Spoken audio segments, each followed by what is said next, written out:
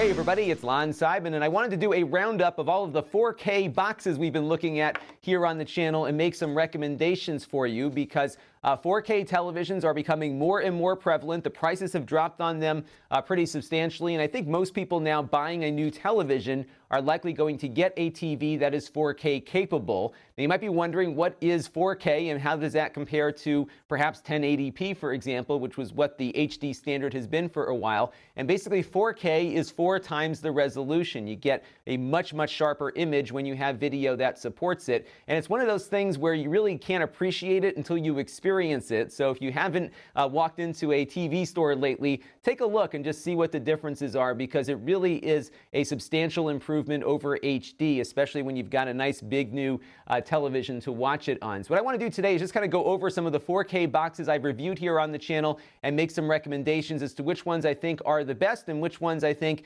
haven't risen to the point where I can recommend them just yet. I reviewed all of these items that you're about to see, so you can find those reviews down below in the master playlist, and we're going to step through a couple of things pretty quickly, and I'm going to do some demonstrations of some stuff as well. So let's get into it. And before we do, I do want to let you know, in the interest of full disclosure, that this is not a paid sponsorship. All the opinions you're about to hear are my own, and no one has reviewed this content before it was uploaded. So let's take a look. Now, before you go out and buy one of these TV boxes, my first piece of advice is to turn on your television and take a look at the included apps that are built into it, because likely the things that you're looking to stream are already installed on your television. In my experience so far, at least with my Samsung 4K TV and my LG 4K TV upstairs, is that the built-in apps really work quite nicely. In fact, they're competitive with some of these boxes you might be paying extra for, and you don't have to give up an HDMI port to do it. So I think if you are streaming Netflix and Amazon and YouTube and whatnot, most televisions now have those apps built in. They're going to support your TV in its full 4K resolution and HDR when available, and you may not even need to buy one of these boxes. So before you do anything else, check out your TV first and see how those apps work for you. If they don't work for you, let's take a look at some of the top boxes of the year. Now, if all you're looking to do is just stream content to your television, my top pick is still the Roku products, and there are 2 that fit in with our 4K criteria for this video. One is the Roku Streaming Stick Plus that we just looked at about 2 weeks ago. The other one is the Roku Ultra. The Ultra costs about $100. The Roku Streaming Stick Plus costs about $70. In the case of the Streaming Stick Plus, it really is just a little stick. You pop it in the back of your television. They smartly built its Wi-Fi antenna into its cable that it uses for power, so you get a little more area for your antenna for picking up your Wi-Fi signals, and I found it worked exceptionally well. What I like best about the Roku products is that when you plug them in, they do a survey about all the different things your television can do, and they smartly switch the TV into the mode that the content requires. We've got all these different modes now: 1080p, 4K, HDR, non-HDR. It does all of that for you, so you don't have to think about it or futz around inside the settings menu first. They've done a very nice job with that. The other thing that I like about the Roku devices is that they are largely platform agnostic, in the sense that they don't have a streaming platform of their own, so all the people offering content are comfortable working with Roku as a result. So they have just about every streaming provider on there, including Google Play. They don't, though, have Apple iTunes. And at the end of the video, I'll give you a tip for bringing your iTunes content over to other platforms. But beyond the lack of the Apple content, it's a very inclusive device, very easy to use, and surprisingly quick, even on the lower cost $70 device, to navigate around the things that you're looking for. All in, still the best streaming boxes out there. They lack some of the flash and glitz of some of the other things that you might come across. They don't have apps that you can install, for example. You just have streaming channels that you put in for Netflix and YouTube and everything. But I think if you're looking to play games, you could certainly go out and buy a Nintendo Switch or an Xbox or a PlayStation or something to do that. It is a streaming box, and it does what it's supposed to do very, very well. Now, my current top pick for enthusiasts is actually the same pick I've had for the last 2 years or so, which is the Nvidia Shield TV. They did recently refresh the product, but it still has the same guts. It's just a little smaller physically this year, but by and large, it's the same product it was when it first came out in May of 2015. And what's so odd in the technology industry is to have something not change and still be the best, and this thing, in my opinion, opinion, still is the best. It supported 4K HDR 2 years ago. It still does now. And they've been adding things to it over the years, listening to a lot of what consumers have been looking for, and they've been very responsive, in my opinion, to the kinds of features that we would like to see on the product, and it just keeps getting better. And the reason why this is an enthusiast device is because it has a lot of horsepower inside of it. It is basically running with the same processor that you find on the Nintendo Switch, but it's running Android, and you can install just about anything you want on here that runs in Android. So for example, I put a lot of games on these devices. I like to play retro games in emulation here so I can run my Sega Genesis stuff, but it's actually powerful enough to pretty effectively emulate things up to the GameCube. So you can pretty much emulate anything from the 2002 era of video games on back here quite effectively. So you can have quite a big games library on the device. There's also games that are now being released exclusively for it, like Tomb Raider here. It runs at 720p at a decent frame rate.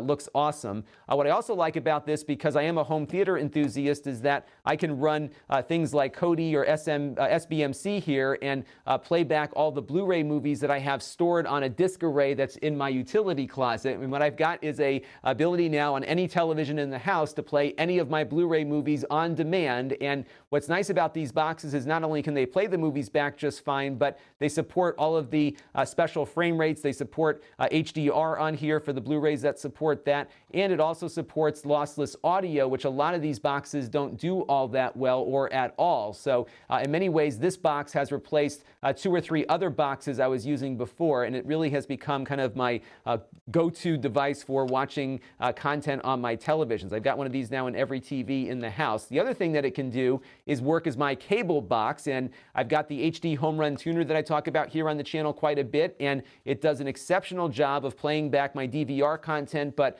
also watching live TV. It springs up very quickly, as you can see here. It really is a pretty nice experience overall, just to have, again, a single box that can do everything connected to my televisions. And again, it's a very powerful product. And of course, I want to remind you that Silicon Dust, the makers of the HD Home Run, are an occasional sponsor here on the channel, but they are not sponsoring this video. Now, another thing they added to the product recently is Google Assistant support. So just using the game controller here, it's always listening, and I can say, "Okay, Google, tell me what the weather in New York City is going to be like tomorrow." And there we go. We've got the weather. It'll be sunny with a high of 60 and a low. So you can see here, you can do a lot of the things that you might do on a Google Home device, for example, yet do it through your television with the game controller here.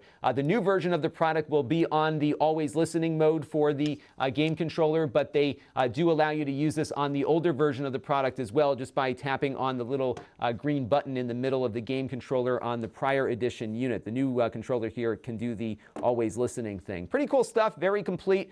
Fully Googleified, if you will, and it also has good support for a number of video providers, including Amazon Video, which doesn't show up on a lot of other platforms. They are on the Shield here. They're starting to get a little better about getting their app out to other devices, but it's been relatively limited. Another cool thing that this can do is that it can work as a Chromecast, which we're going to talk about next, and you can have your content from your mobile phones and whatnot cast directly over to the Shield here, and what it can do is actually turn on your television as well for you. So you hit one button on your phone, your TV comes on, and you can start watching everything you want to watch. And what's fun about this product is that you can spend a lot of time getting it configured the way you like, because it is so open. You can install anything you want on it. You can really have a lot of fun just getting it to be where you want it to be from a gaming standpoint or from a home theater standpoint, or both in many cases. I've spent a lot of time just getting my one upstairs really tweaked to my liking. Now, these start at $179. That includes the console here and a remote control.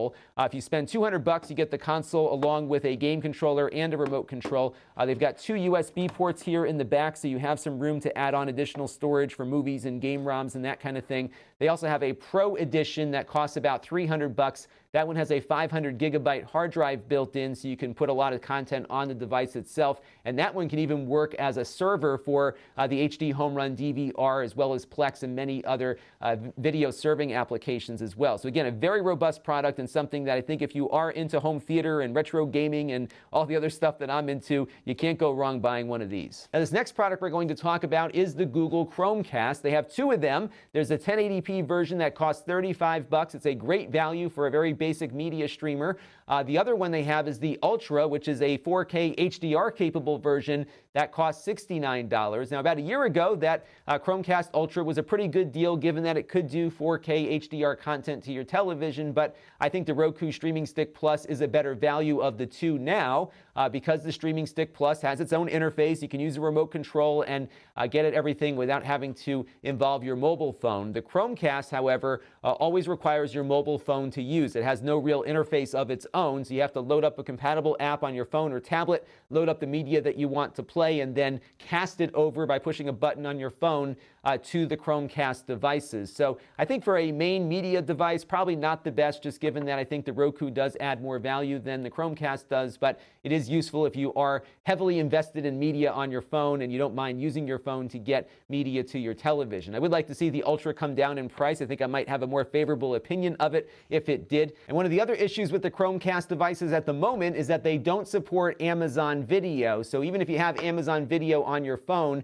you can't cast it over to the Chromecast. One of the cool things, though, the Chromecast does do is allow you to mirror your phone on your television. If you have an Android phone, you can also do the same with your computer screen as well. So if you want a very quick way to get your computer or phone screen up on your television, you can just mirror them over to the Chromecast and get them over there. So there are some cool features with the Chromecast, but I much prefer using my Nvidia Shield TVs on my network, given that I get the Chromecast functionality along with all of these apps and things that I can access directly on the device. Now, if you have a lot of stuff purchased on the Apple iTunes Store, the only streaming box that supports iTunes is Apple's own box here called the Apple TV. They just released a 4K version that I reviewed a couple of days ago. It starts at $179, and the reason why this one is not rising up higher in the rankings for me is that it doesn't feel as smart to me, believe it or not, as the Roku does, at least insofar as figuring out what your television's capabilities are. What I found was that my 4K HDR capable television did not work initially in HDR when this thing set itself up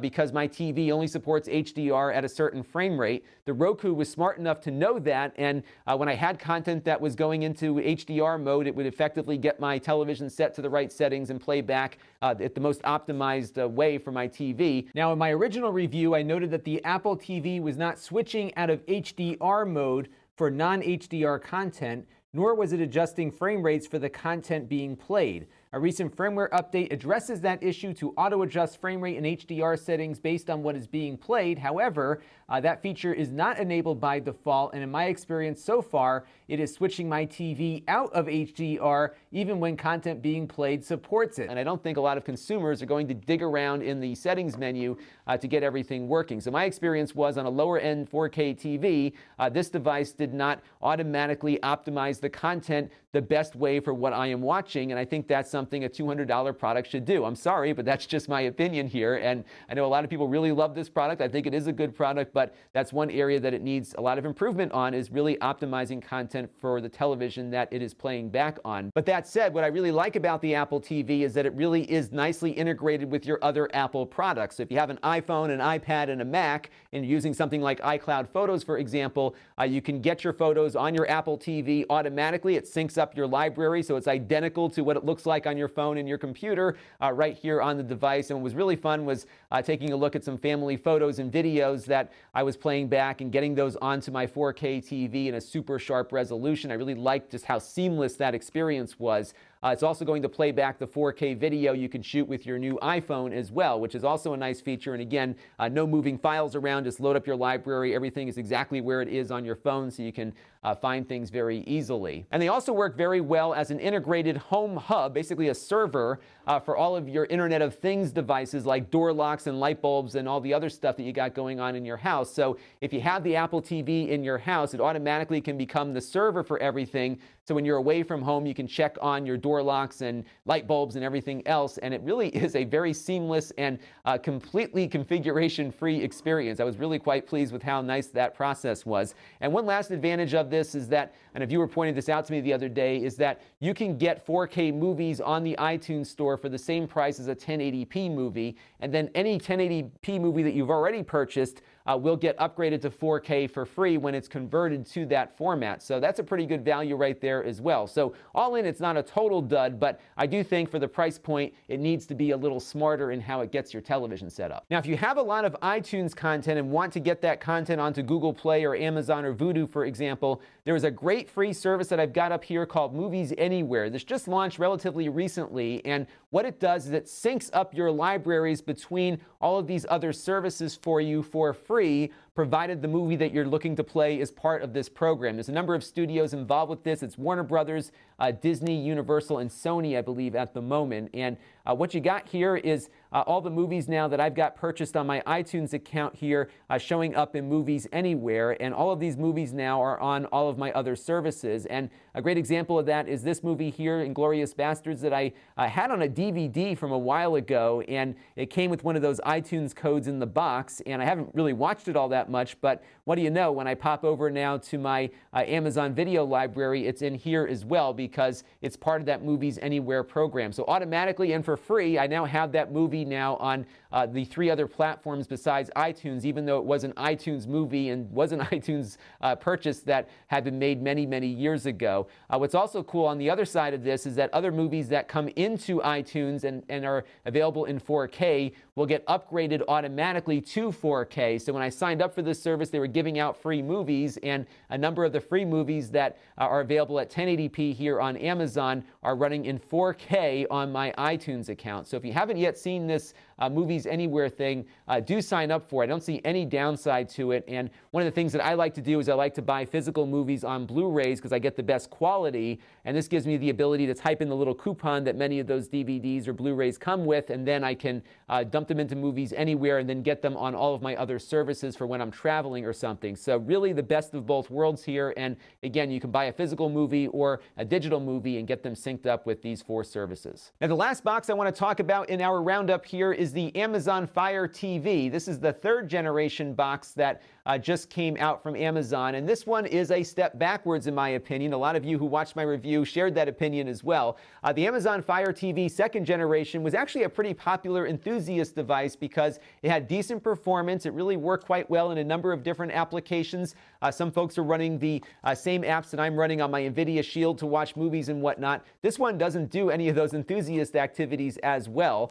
The one thing that it does add to the mix is HDR support for 4K. The last version of this product did 4K, but only at 30 frames per second with no HDR. This one does 60 with HDR, so if you're looking for that good quality video, you'll have it here. But again, the performance is such a downgrade from the prior version. It's kind of disappointing to see that happening here. Now, the price on the new Amazon Fire TV is lower. It's only $69 now, but again, it is running slower. It doesn't do as well with enthusiast activities. It also doesn't do very well with the HD Home Run TV tuner we looked at on the Nvidia Shield a few minutes ago. It doesn't support the MPEG-2 video format that most broadcasters use. They could probably fix that part in software if they do a future update, but as of right now, at the time that I'm shooting this, it doesn't do anything as well as the prior version did, with the exception of adding the HDR and a faster frame rate at 4K. So I would probably skip this one, and for the same money, I think the Roku Streaming Stick Plus is a little better, and it's also better on the Streaming Stick Plus side because it supports a native YouTube app, which this one doesn't. And in fact, it was just announced that YouTube is being pulled completely from Amazon devices. Amazon and Google are feuding, and they're not putting their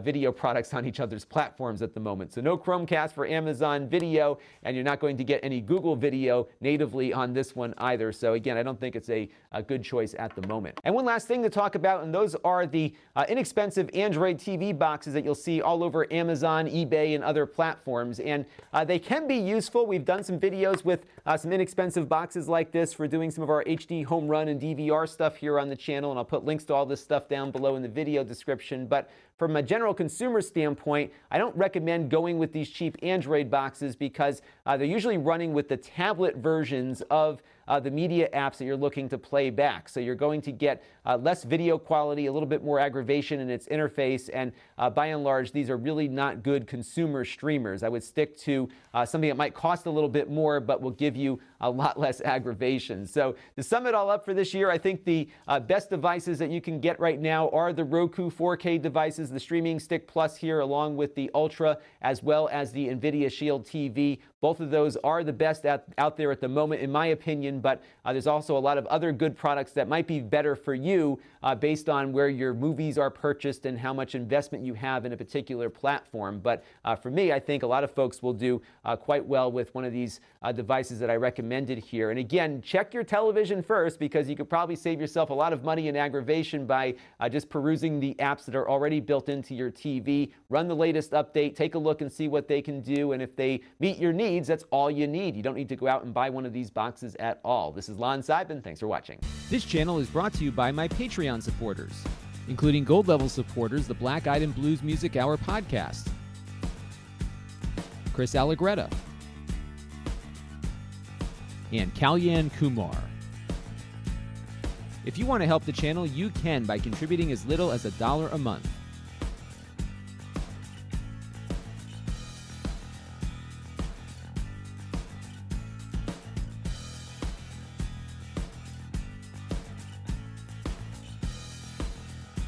Head over to Lon.TV/Patreon to learn more.